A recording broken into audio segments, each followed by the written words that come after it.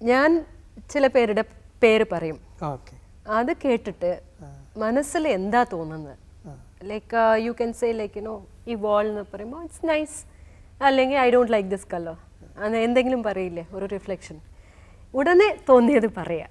അതിനെക്കുറിച്ച് ഒരുപാട് ചിന്തിക്കാൻ പാടില്ല. അത് ഭയങ്കര കുഴപ്പമാണ്. എന്നാലും ഞാൻ ഓക്കെ, ഒരു വാക്കിൽ പറയാൻ പറ്റിയാൽ കൊള്ളാം, അല്ലെങ്കിൽ 2 വാക്കിൽ വേണമെന്നില്ല. ഓക്കെ, ആകാൻ പാടില്ല എന്നല്ല. ആളുകളാണോ വ്യക്തികളെ കുറിച്ച്? വ്യക്തികൾ തന്നെ.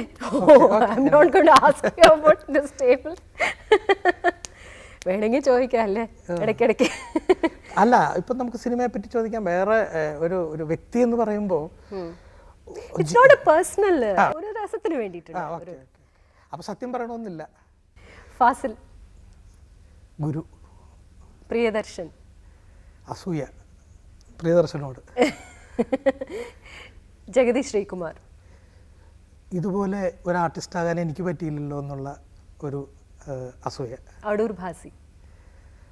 ഭാസി ചേട്ടനോട് എനിക്ക് അത്രയ്ക്ക് വലിയൊരു അടുപ്പമില്ല, പേഴ്സണലായിട്ടും ഇല്ല.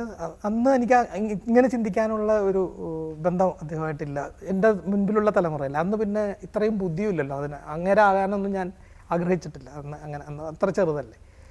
Okay, the late PV Narasimha Rao, നമ്മുടെ പ്രധാനമന്ത്രി. കുറച്ചുകൂടി സുന്ദരനാകാമായിരുന്നു, കുറച്ചുകൂടി ചിരിക്കാമായിരുന്നു. ചാർലി ചാപ്ലിൻ. അത് ചാർലി ചാപ്ലിനോട് പറ്റി പറയാൻ എനിക്ക് വാക്കുകളില്ല.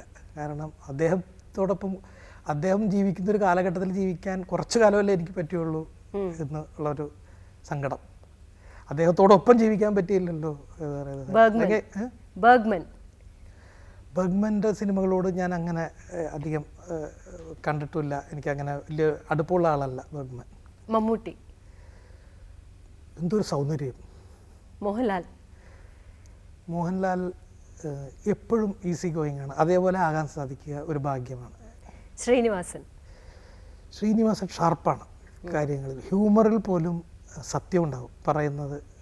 ഒരു സത്യമുള്ളിടത്ത് ശ്രീനിവാസന്റെ പ്രസൻസ് ഏറ്റവും ഭംഗിയാകുക. ഒടുവിൽ ഉണ്ണികൃഷ്ണൻ ഒരു ഇന്നസെൻ്റ് ആയിട്ടുള്ളൊരു നടനാണ്.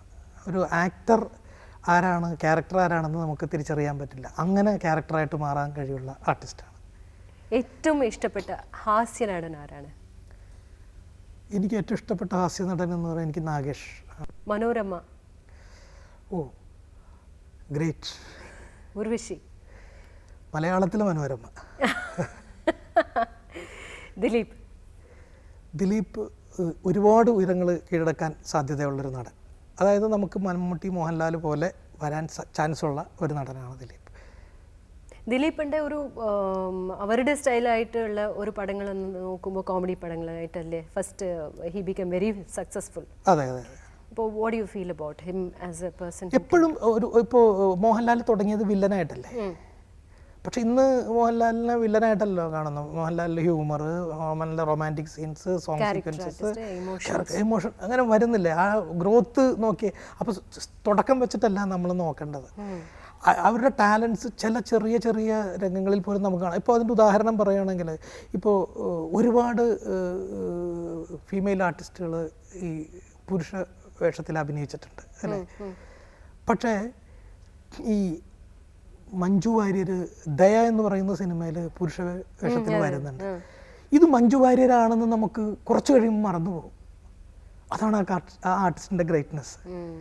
അതുപോലെ ഔവൈ ഷൺമുഖി എന്ന് പറയുന്ന സിനിമ നമ്മൾ കമലഹാസനാണെന്ന് അറിയാം, ഇത് ഒരു സ്ത്രീ വേഷം, കുറച്ച് കഴിയുമ്പോൾ ഇയാൾ കമലഹാസനാണെന്ന് നമ്മൾ അങ്ങ് മറന്നു പോകുന്നില്ല അല്ലേ. അതുപോലെ എനിക്ക് തോന്നിയിട്ടുണ്ട് കുഞ്ഞുകൂനൻ എന്ന് പറയുന്ന സിനിമ കണ്ടപ്പോൾ ഞാൻ ദിലീപിനോട് പറയുകയും ചെയ്തു, ഇത് ദിലീപ് കൂനനായിട്ട് അഭിനയിക്കുകയാണ് എന്ന് നമുക്ക് അറിയാം. എന്നാലും കുറച്ച് കഴിഞ്ഞപ്പോൾ ദിലീപ് അങ്ങ് പോയിട്ട് ആ കൂനനെയാണ്, ഈ കൂനനെ നമുക്കറിയാമല്ലോ, എവിടെയൊക്കെ കണ്ടിട്ടുണ്ടല്ലോ ഈ കൂനനെ, ഇയാളെ നമുക്ക് ഇയാളുടെ മൂവ്മെൻറ്റ്, ഇയാളുടെ ലവബിൾ, അപ്പോൾ അയാളുടെ ക്യാരക്ടറായിട്ട് മാറാനുള്ള ആ ഒരു ടാലൻസ് ദിലീപിനുണ്ട്. അതുകൊണ്ടാണ് ഞാൻ നേരത്തെ പറഞ്ഞത് ഇന്നത്തെ നമ്മുടെ സൂപ്പർ സ്റ്റാർസ്, അതായത് ദിലീപ് സൂപ്പർ സ്റ്റാർ തന്നെ, മമ്മൂട്ടി, മോഹൻലാൽ, കമലഹാസൻ എന്നൊക്കെ പറയുന്നത് പോലുള്ള ലെവലിലേക്ക് വരാൻ ചാൻസ് ഉള്ള, കഠിനാധ്വാനം ചെയ്താൽ വരാൻ ചാൻസ് ഉള്ള ഒരു ആക്ടർ തന്നെയാണ് ദിലീപ്. ദിലീപിൻ്റെ ഇപ്പോഴത്തെ ഒരവസ്ഥ നോക്കണ്ട, ദിലീപ് ഒരുപാട് മുന്നോട്ട് വരും. അതേമാതിരി ഈ ആർട്ടിസ്റ്റിനെ കൊണ്ട് ഒരു പടം ചെയ്യണം എന്ന് ആഗ്രഹിക്കുന്ന ആർട്ടിസ്റ്റ് ആരാണ്? നമ്മുടെ ഇന്ത്യൻ ആർട്ടിസ്റ്റ്. ഇപ്പോൾ നമുക്ക് എനിക്കെപ്പോഴും തോന്നിയിട്ടുള്ളത് മമ്മൂട്ടി മോഹൻലാലും തന്നെയാണ്. അവരെ ഇതുവരെ വർക്ക് ചെയ്യാത്ത ആർട്ടിസ്റ്റ്, ഇതുവരെ വർക്ക് ചെയ്യാത്ത ഇപ്പോൾ ദിലീപാണ് വർക്ക് ചെയ്യാത്തത്. ഇമ്മീഡിയറ്റ് ആയിട്ട് ചെയ്യണം എന്ന് പ്ലാൻ ചെയ്തു വരുന്നുള്ളൂ. അങ്ങനെ ദിലീപിനോട് അങ്ങനെ തോന്നിയിട്ടില്ല. ഞാൻ നേരത്തെ പറഞ്ഞിട്ടില്ല, ഒരുപാട് നമുക്ക് ചിലരോട് അത് തോന്നിക്കഴിഞ്ഞാൽ അവരുമായിട്ട് വർക്ക് ചെയ്യാൻ ചിലപ്പോൾ നമുക്ക് ബുദ്ധിമുട്ട് വരുമോ എന്നുള്ളൊരു പേടി കൊണ്ട് അപ്പോൾ അത് നമ്മൾ മാറി നിന്ന് റെസ്പെക്റ്റ് ചെയ്യുക എന്ന് പറയുന്നതാണ്.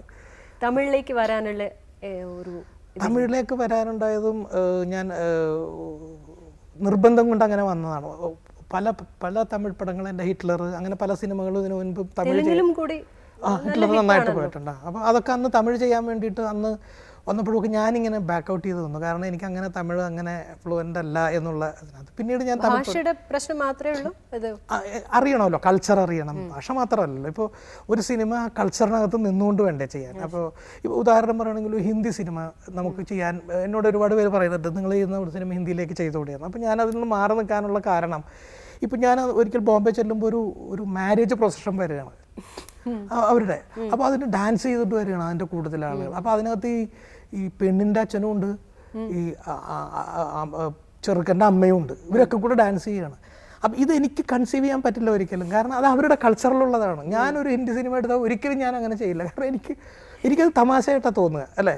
അപ്പോൾ അവിടെ ഉള്ളവർക്കാണ് ആ കൾച്ചറിന് അത്ര ഡീപ്പായിട്ട് അവരുടെ സ്റ്റൈല്, ലൈഫ് അതറിയണം. അത് നമുക്ക് നന്നായിട്ട് അറിയാമെങ്കിലേ അവരുടെ സിനിമയാവുകയുള്ളൂ. അല്ലെങ്കിൽ ഹിന്ദി സംസാരിക്കുന്ന ഒരു മലയാള സിനിമയായിട്ട് മാറും. അത് പാടില്ല. ഇപ്പൊ അങ്ങനെ കുറെ ഇംഗ്ലീഷ് സംസാരിക്കുന്ന കുറെ മലയാള സിനിമകൾ വരുന്നുണ്ടല്ലോ. അതിപ്പോ അത് എപ്പോഴും ഉണ്ട്.